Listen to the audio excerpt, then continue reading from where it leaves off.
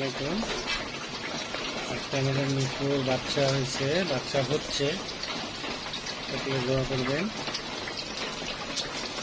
বাচ্চাগুলো সুস্থ পুষ্ট হয় এবং ভালো থাকে।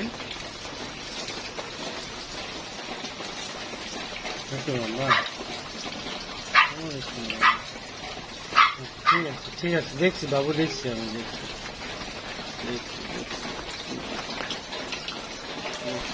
হ্যালো এভরিওয়ান, আসসালামু আলাইকুম। আমাদের মিকুর বর্তমানে 4টা বাচ্চা হয়েছে, আরও হবে হয়তো বা ও হতে পারে। তো বাচ্চাগুলো সব সুস্থ সবল আছে, সবাই দোয়া করবেন।